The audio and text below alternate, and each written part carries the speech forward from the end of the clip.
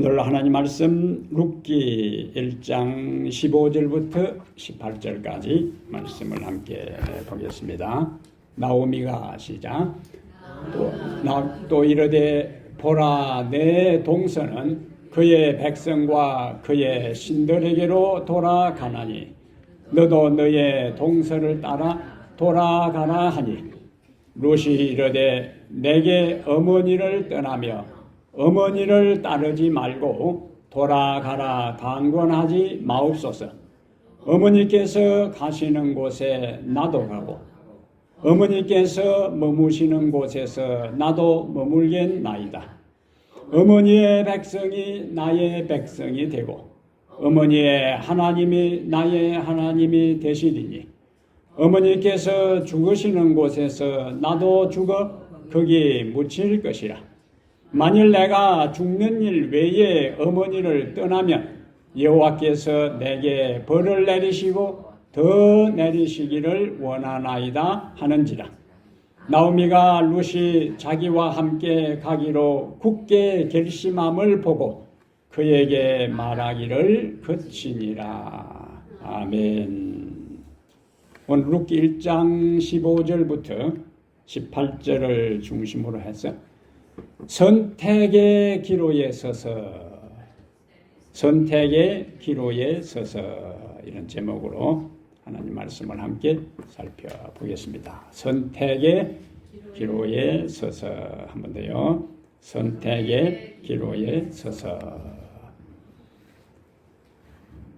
장폴 이 사르트라는 철학자가 있는데, 이 사람이 인생은 B와 D 사이의 시이다. B, 탄생과 죽음 사이의 선택이다. 인간의 삶 자체가 계속적으로 선택의 연속이라는 거예요. 태어나서 언제까지? 죽을 때까지 뭐 하면서 살아간다? 선택하며 살아간다. 우리가 식당에 가도 뭘 먹을 것인가? 선택을 해야 되는 거예요. 어떤 사람은 빨리 선택하는 사람이 있고 어떤 사람은 계속 미적거리는 사람들이 있습니다. 가게에 가서 신발을 하나 사고 옷을 하나 사는데도 뭐 해야 되는 거예요? 선택해야 돼요. 무엇이 나에게 적합할까? 그래서 피팅룸에 가서 입어보고 신어보고 반복해서 수십 번 고민하고 또 갈등합니다. 집이나 자동차를 구입하려고 할 때도 비교하고 또 갈등해요. 어떤 선택은 우리의 인생의 운명에 큰 영향력을 미치지 않습니다. 그렇지만 우리가 어떤 직업을 가질 것인가, 무엇을 공부할 것인가, 어떤 배우자를 선택할 것인가 하는 것은 우리의 인생의 방향을 바꾸어 놓기도 합니다. 더 나아가 우리가 어떤 신앙을 선택할 것인가 하는 것은 이 세상의 한시적인 삶뿐만 아니라 영원한 우리의 삶에 그 선택이 영향을 미쳐요. 근데 우리가 선택할 때 왜 고민할까요? 왜 우리가 선택을 앞두고 고민할까요? 우리의 선택의 그 결과를 우리가 모르기 때문에 그래요. 내가 이렇게 선택하면 어떻게 될 것인가, 또 이렇게 선택하면 어떻게 될 것인가 하는 것을 정확하게 알면은 크게 고민할 것도 없어요. 아, A라는 길 대신에 B라는 길로 가야 되겠다. 왜냐하면 그 미래를 환히 보니까.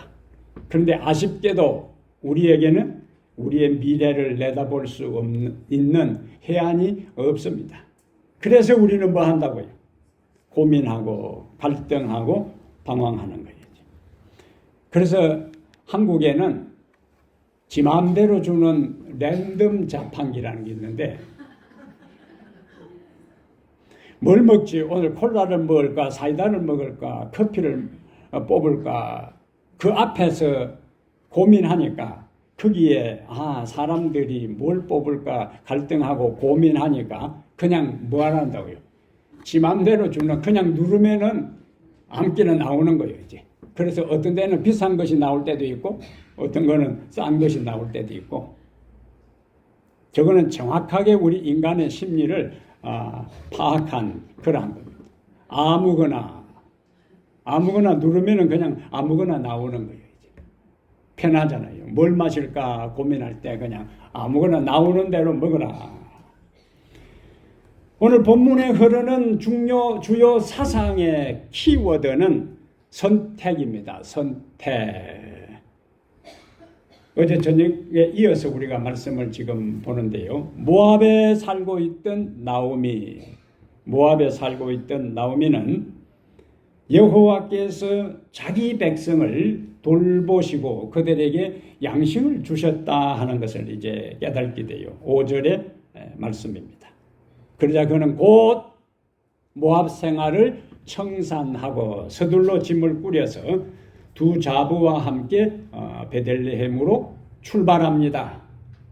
근데 문제는 두 자부와 함께 길을 가던 이 나오미가 갑자기 두 자부에게 오늘 8절에 보고 또 11절과 12절에 보면은 연속해서 어머니 집으로 내 친정으로 돌아가라 그래요.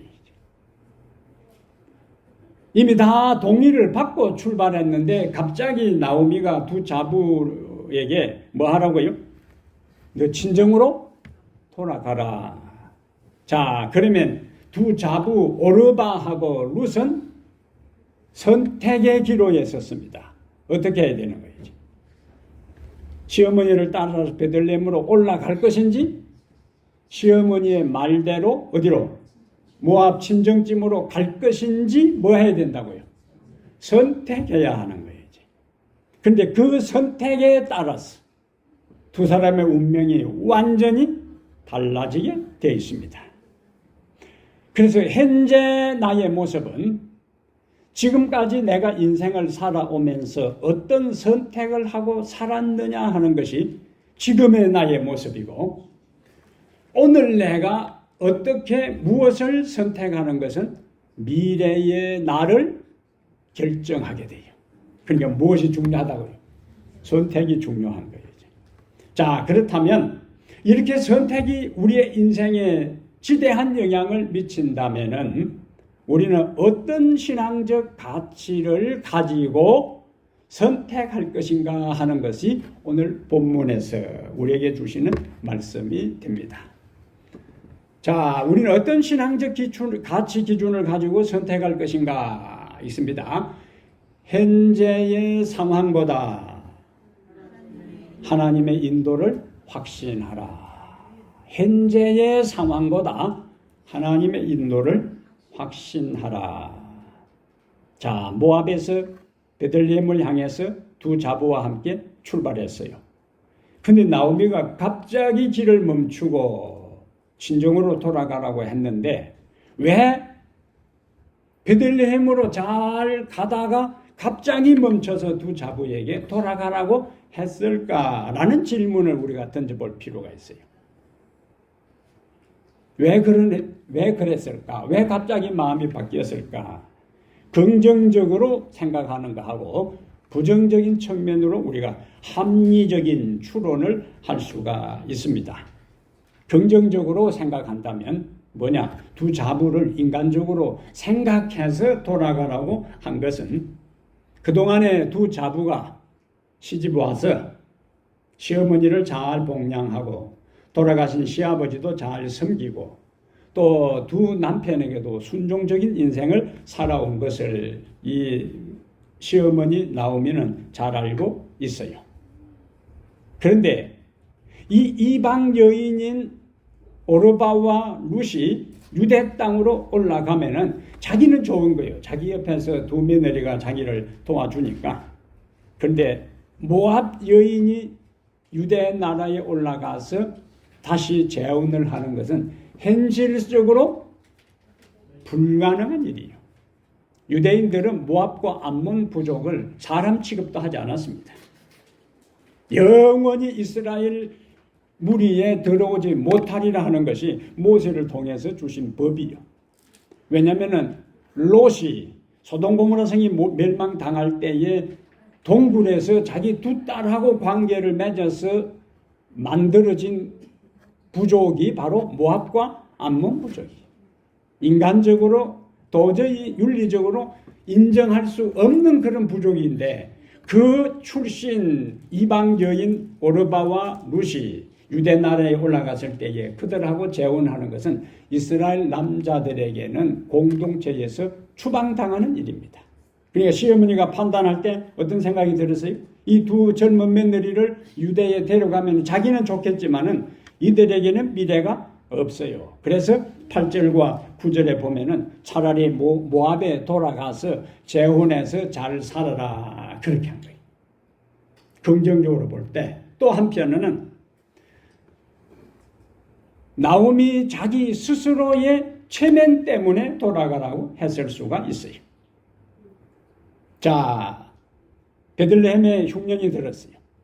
잘 살아보기 위해서 베들레헴보다 더 잘 살아보기 위해서 모압 땅으로 이민을 떠났습니다.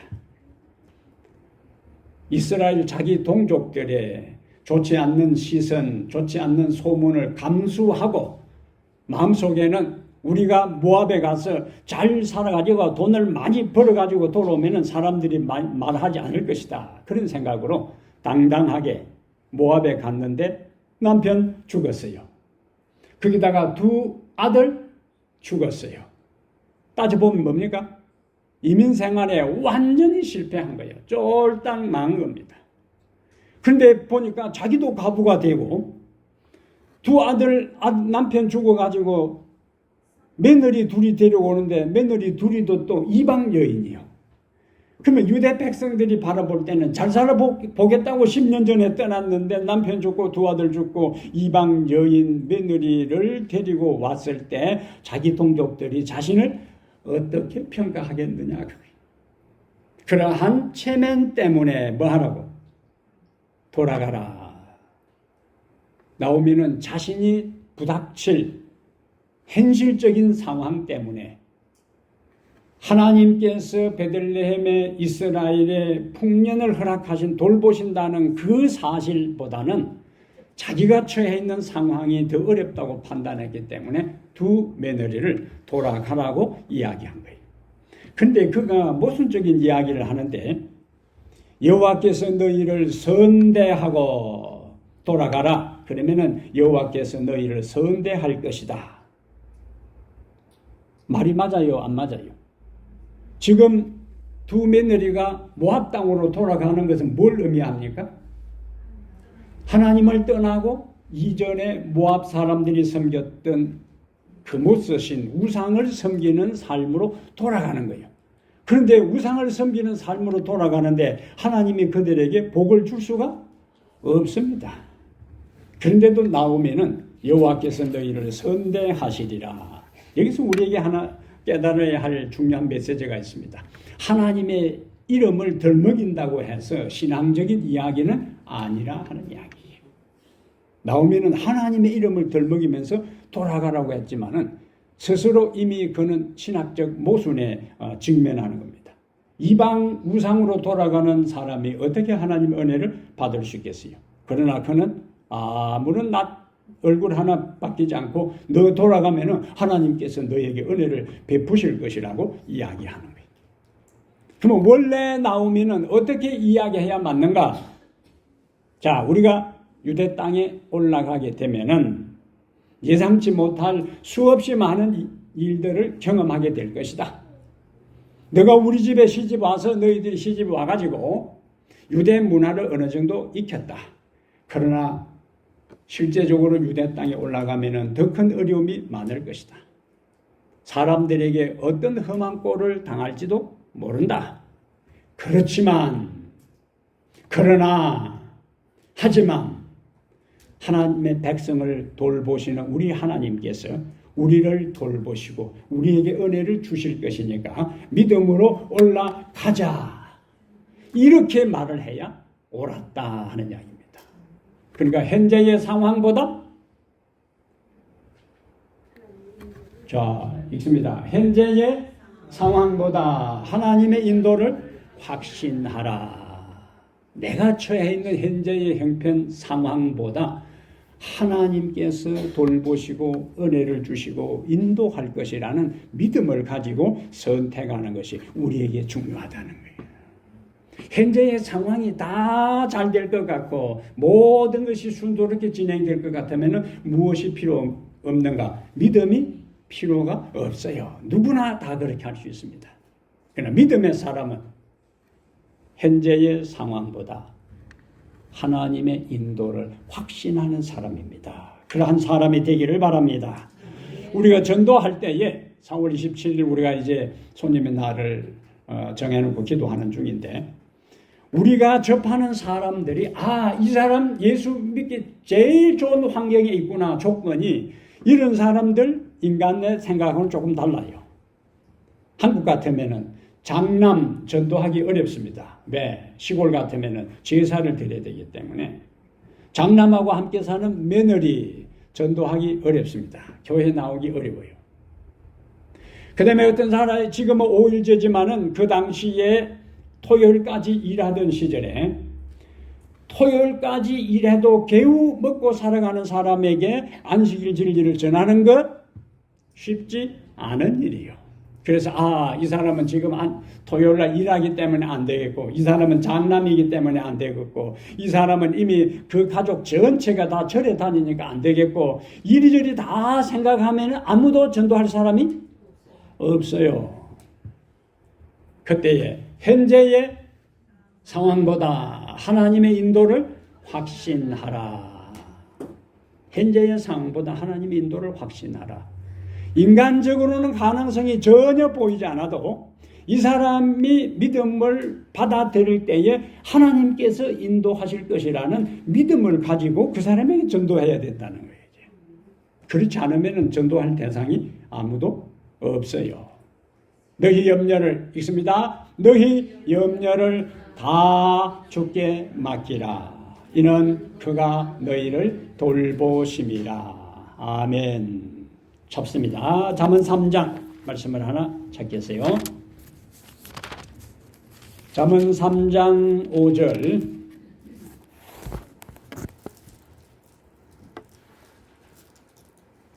자, 여기 우리에게 중요한 말씀을 하나님께서 주십니다. 잠언 3장 5절에 너는 시작. 너는 마음을 다하여 여호와를 신뢰하고 내 명철을 의지하지 말라. 너는 범사의 그를 인정하라. 그리하면 내 길을 지도하시리라. 아멘. 6절 한번 더 읽습니다. 너는 범사의 그를 인정하라. 그리하면 내 길을 지도하시리라. 이 말씀 믿으시면 아멘. 이런 확신을 가지고 우리가 전하려면은 무엇이 우선되어야 되는가? 평소에 자신이 먼저 하나님의 말씀을 따라 살아가야 돼요.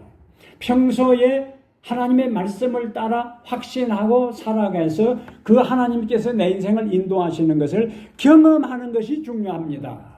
그래야 다른 사람에게 당신이 지금 처해 있는 상황이 예수 믿기 불가능한 상황이랄지라도 예수 믿으면은 하나님이 당신의 인생을 인도하신다. 왜? 내 인생을 하나님이 그렇게 인도하셨다는 것을 감정하면서 말할 수가 있습니다. 그러므로 우리는 하나님의 뜻을 따라 순종하려고 할 때 현실의 상황이 힘들다 할지라도 어려움을 생각하지 말고 하나님의 인도를 확신하고 그 도우심을 믿고 전하고 살아가게 되기를 바랍니다. 이 신앙에는 중요한 덕목이에요. 두 번째, 오늘 본문에서 우리에게 이야기하는 것은 영적 주관을 가지고 행동하라. 영적 주관이요. 자기 주관이 아니고 영적 주관을 가지고 행동하라. 룻기 1장 10절에 보면은 두 자부를 시어머니 나오미가 돌아가라고 했을 때에 기다렸다는 듯이 돌아간 것이 아니에요. 어떻게 반응했어요? 울었어요. 그러면서 우리는 모압으로 돌아가는 대신에 시어머니와 함께 어머니의 백성에게로 돌아가겠다고 이야기해요. 돌아가기는 돌아가는데 신정으로 돌아가는 대신에 어머니의 백성에게로 돌아가겠다.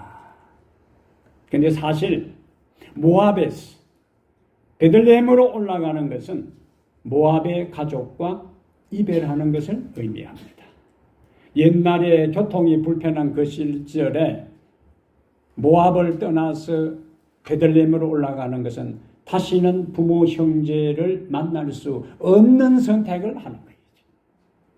그런데도 두 자부는 울면서 어머니와 함께 어머니의 백성으로 돌아가겠다고 이야기를 합니다. 그러다가 룻기 1장 14절에 보면은 드디어 오르바가 선택을 합니다. 이 오르바는 시어머니 나오미의 권고를 받아들여요. 처음에는 울고 자기 동서하고 함께 어머니를 따라가겠다고 하다가 가만히 생각해 보니까 머리가 이제 계산이 되기 시작하는 거예요. 시어머니 말이 맞구나. 돌아가면은 다시 재혼할 수 있는 희망도 있어요. 그리고 다시 우선은 결혼하기 전에 친정집에 가서 잠깐 있을 수가 있어요. 자기 친구들도 다 있습니다. 그래서 그는 지극히 합리적이고 현실적인 뭘 해요? 선택을 합니다. 하나님의 백성에게로 돌아가는 것과 하나님을 섬기는 것에서 이제 돌아서서 우상 숭배하는 옛생활로 돌아가는 것은 우선 보기에는 현명한 것처럼 보였지만 성경은 더 이상 돌아간 오르바의 이야기를 언급하지 않습니다.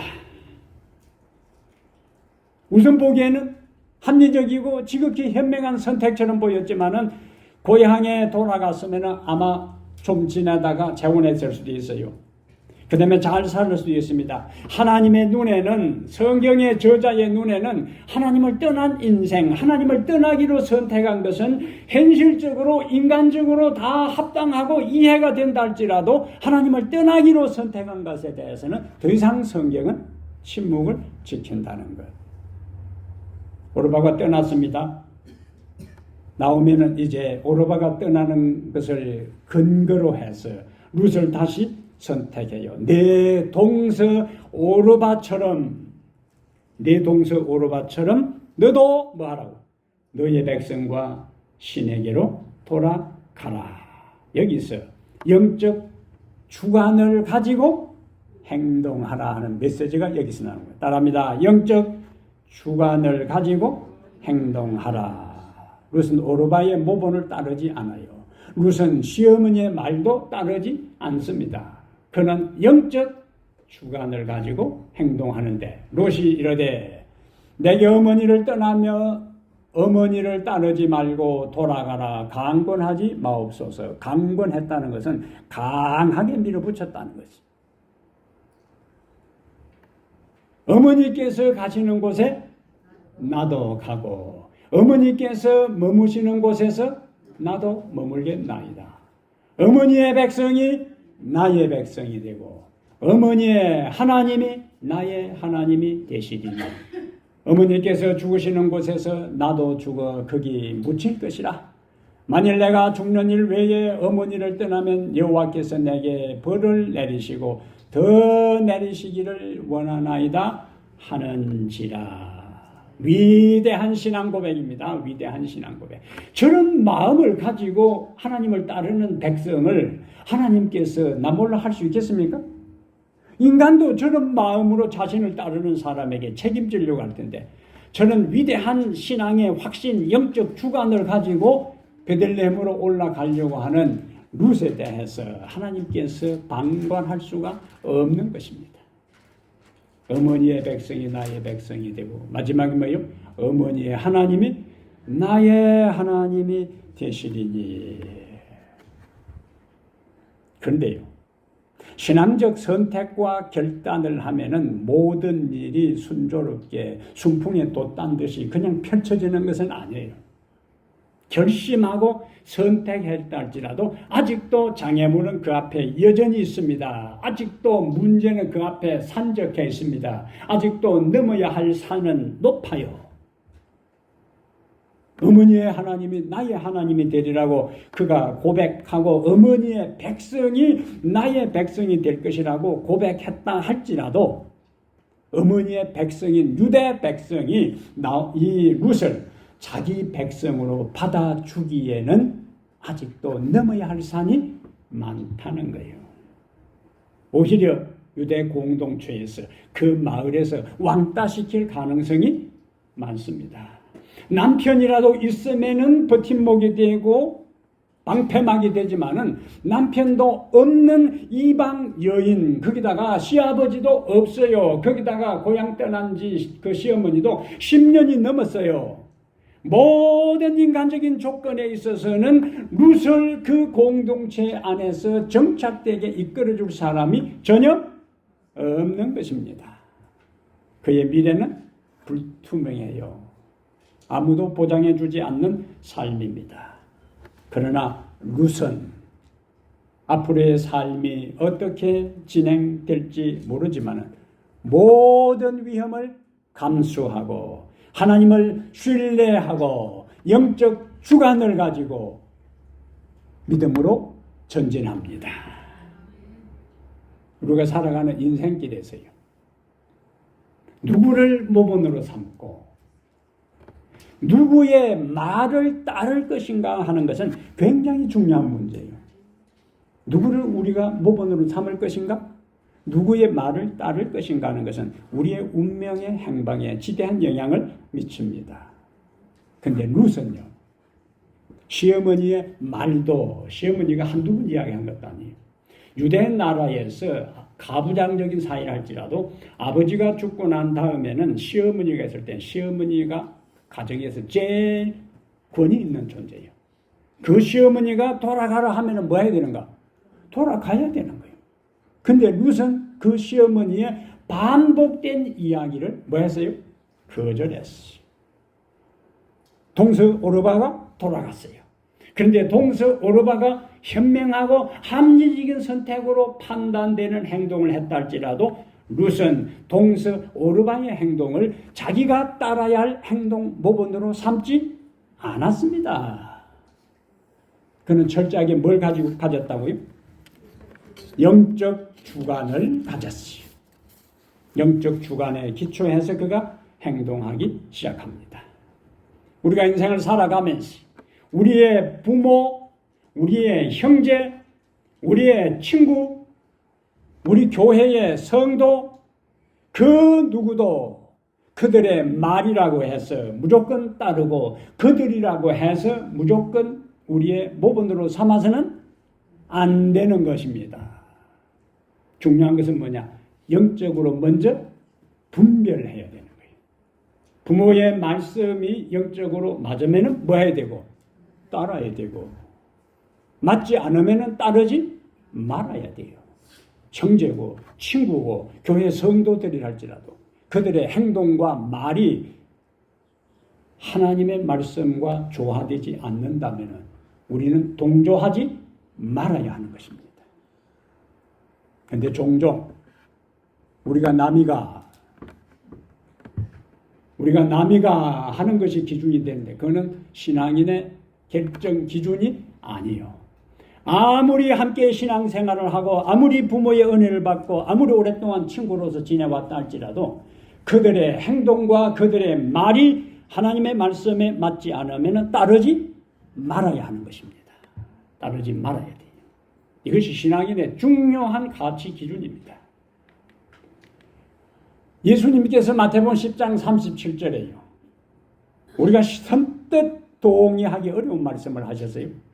아버지나 어머니를 나보다 더 사랑하는 자는 내게 합당하지 아니하고 아들이나 딸을 나보다 더 사랑하는 자도 내게 합당하지 아니하며 뭘 의미하는가? 생명의 길은 구원의 길은 인간관계보다 더 우선이다. 더 중요하다는 거예요. 그래서 예수님께서 나중에 마지막 시대에 내 원수가 내 집안 식구라고 했어요. 그때는 혈륜, 인간관계보다 하나님의 영을 따라 진리 편에 서느냐 악령을 따라서 흑암 편에 서느냐는 모든 인간관계보다 더 우선적으로 작동하게 됩니다. 그래서 우리는 날마다 옳고 그름,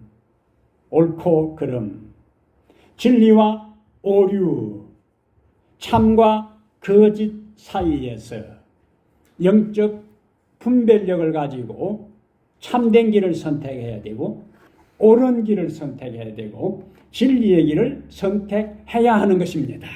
그 참된 길, 그 옳은 길, 그 진리의 길을 선택할 때에 내가 따돌림을 당하고 왕따를 당하고 대척을 당하고 죽음을 당한다 할지라도 그 길이 진리의 길이고 그 길이 옳은 길이고 그 길이 참 길이라면은 우리는 그 길을 가야 되는 거예요.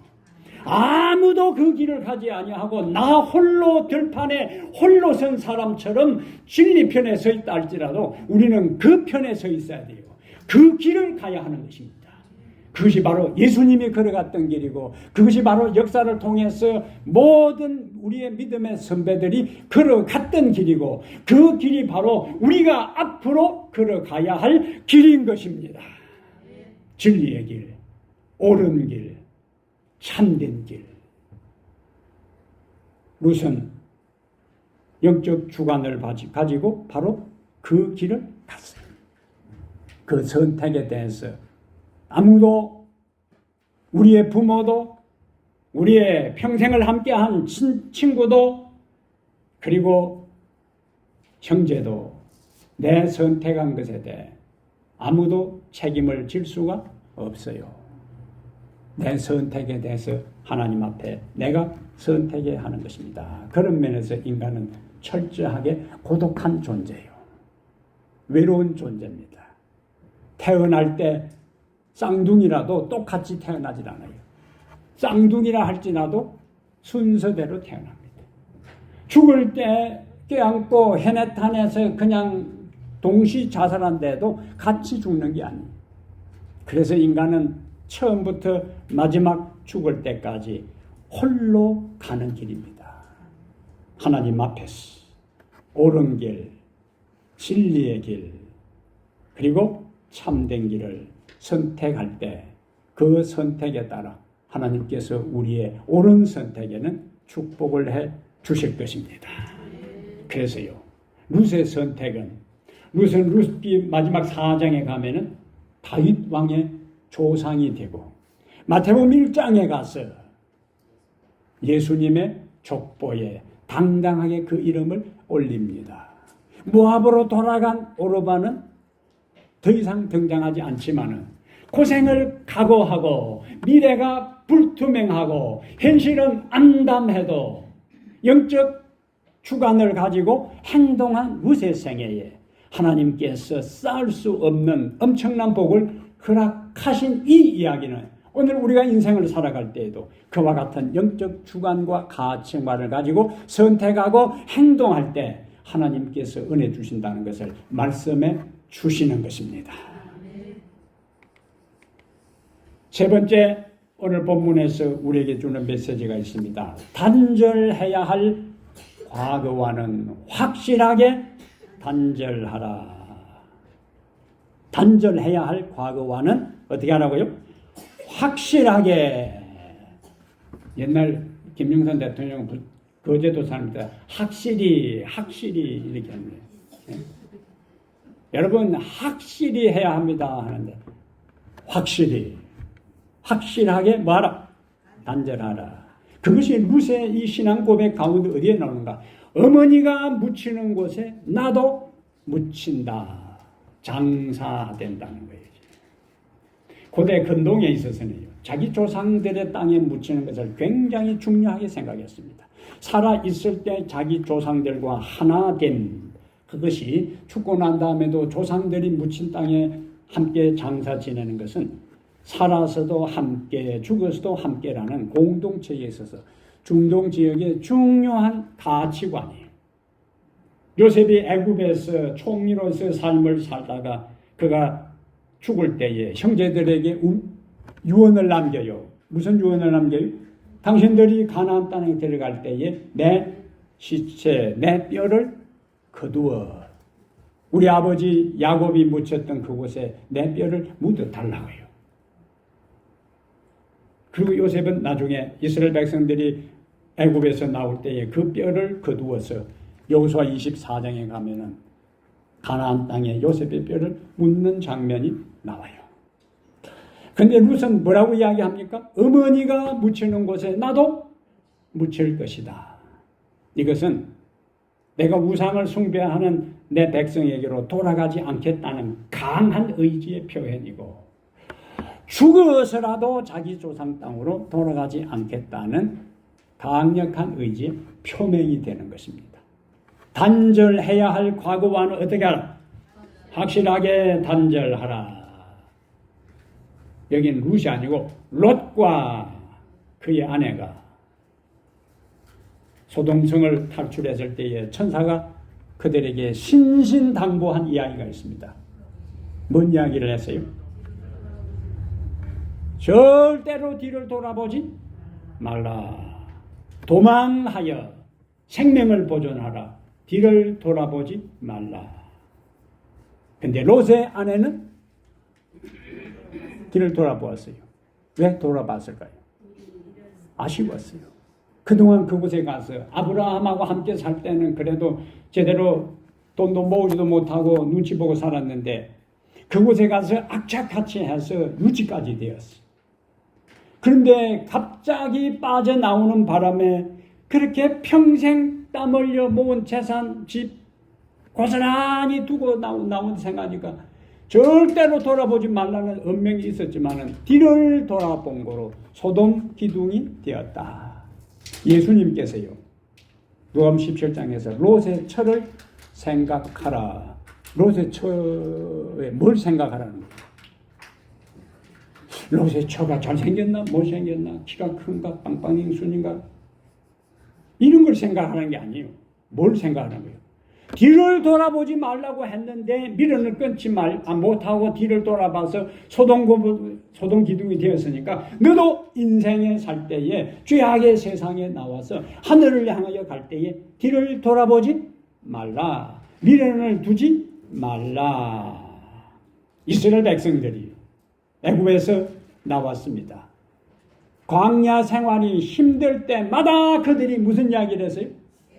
애굽 타령을 했어요. 아, 여기 만나 똑같은 거 하루 3끼 먹는 거 이제 지겹다. 애굽의 고깃가마 곁에서 말이야. 그때 먹던 시절 너무 좋았다고. 차라리 이 모세 제거하고 새로운 지도자 뽑아서 애굽으로 돌아가자고요. 애굽의 미련을 끊지 못했어요. 그런데 하나님께서 홍해를 하나님이 기적적으로 가르신 다음에 이스라엘 백성들이 건넌 다음에 홍해를 본래대로 물살이 흐르게 한 것은 애국가에 완전히 뭐 하라는 거예요? 단절하라는 거예요. 돌아갈 생각을 하지 말아라는 이야기. 그럼에도 불구하고 그들은 끊임없이 애국. 아 옛날이야. 김선인가 이선인가 옛날이야 노래를 불렀는데 이 노래를 부르니까 그 노래가 유행한 것은 왜 유행을 했을까? 사람들이 다 뭐요? 공감을 하니까 유행을 하는 거예요. 노래 취업을 했는데도 사람들에게 공감이 안 되면은 그 노래는 가수 제 혼자 몇 번 부르다가 끝납니다. 근데 옛날이요 하는데 그 노래를 계속 사람들이 자주 불렀다는 것은 너도 나도 사람들의 머릿속에 뭐가 있는 거예요?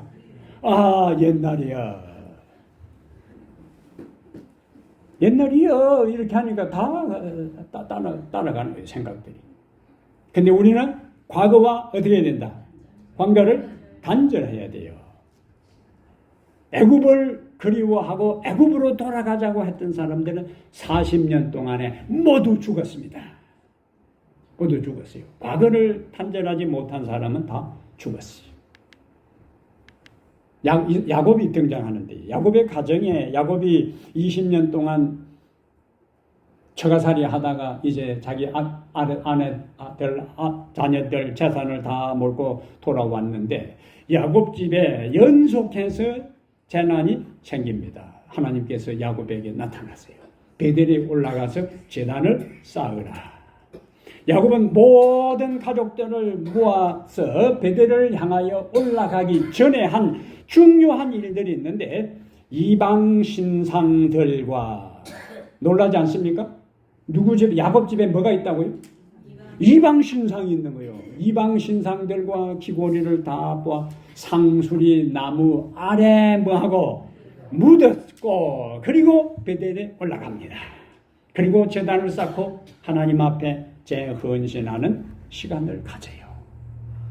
상수리 나무 아래에 묻었어요. 과거와의 단절이요.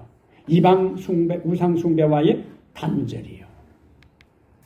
아브라함이 갈대아 우르에서 떠나 순례길에 들어섰을 때에 쉽지 않은 길이었어요. 어려움이 많았습니다. 히브리서 기자는 뭐라고 표현하는가? 아브라함이 고향을 떠나서 순례길에서 힘든 일 때문에 돌아갈 기회가 많이 있었다고 했어요. 갈대우르로 돌아갈 기회가 많이 있었지만은 돌아가지 않고 그는 하늘 본향을 향해서 걸어갔다고요. 그러므로 여러분, 우리가 신앙생활을 할 때에 예기치 못한 어려움들이 우리 앞을 막고 있을 때에 내가 예수 믿는 것 때문에 이런 어려움을 당한다. 그러니 이제 신앙 포기하고 다시 곧 옛날 생활로 돌아가자. 이런 일은 절대로 없어야 됩니다. 그것은 죽음의 길이요. 그것은 파멸의 길입니다. 그래서 계시록 18장 4절에 내 백성아 거기서 나와 그의 죄에 참여하지 말고 그의 받을 재앙들을 받지 말라. 죄악의 바벨론에서, 죄악의 세상에서, 죄악의 애굽에서 우리는 뭐 해야 된다고요? 나와야 돼요. 단절해야 돼요. 하나님의 말씀과 조화되지 못하는 가치관, 생활습관, 부정적인 음식, 건전하지 못한 취미와 뭐 해야 되는가? 단절해야 되는 거예요. 단절해야 되는 거예요. 그것의 미련을 끊지 못하고 계속 있으면은 더 이상 전진하지 못합니다. 단절해야 돼요. 배가 바다를 향해서 나가려면은 위험 부담을 감수해야 돼요. 그러나 위험 부담을 감수하고 그 항구에 탓을 내리고 있는 한 전진하지 못합니다. 닷줄을 올려야 되는 거예요. 잘라야 그는 더 넓은 세상을 향해서 나아갈 수가 있습니다. 그러므로 사랑하는 여러분, 매일 매순간 우리는 선택의 기로에 섰어요. 선택의 기로에 설 때에 우리는 현재의 상황보다 하나님의 인도하심을 확신하고 선택하게 되기를 바랍니다. 분명한 영적 주관을 가지고 다른 어느 누구의 이야기가 아니라 하나님의 말씀에 기초해서 선택하고 단절해야 할 과거를 확실하게 단절하고 믿음으로 전진할 때 하나님께서 우리의 인생에 축복 주시고 선택의 기로에서 이런 가치 기준을 가지고 살아간 사람의 인생을 책임지시고 붙들어 주실 것입니다. 이 은혜가 여러분 모두에게 임하게 되기를 주의 이름으로 축복합니다. 은혜로우신 우리 아버지, 이 땅을 살아가면서 매 순간순간 선택의 기로에 설 때에 하나님 아버지, 현실의 상황보다 하나님의 인도를 확신하고 선택하게 해 주시옵소서. 어느 누구의 말이나 어느 누구의 행동, 관계에 의해서 우리의 신앙적 선택이 일어나지 않게 하시며 영적 주관을 가지고 행동하게 하옵소서. 그 선택 때문에 사람들에게 따돌림을 당하고 비웃음의 대상이 되고 손가락을 받는다 할지라도 그것이 진리의 길이고 그것이 옳은 길이고 그것이 의의 길이고 참된 길이라면 우리 홀로라도 하나님 그 길을 가게 하여 주시옵소서. 그리하여 신앙적 결단을 내려 하나님 앞에 부끄러움이 없는 존재로 서게 하여 주시옵소서. 우리 주 예수님 이름으로 기도하옵나이다. 아멘.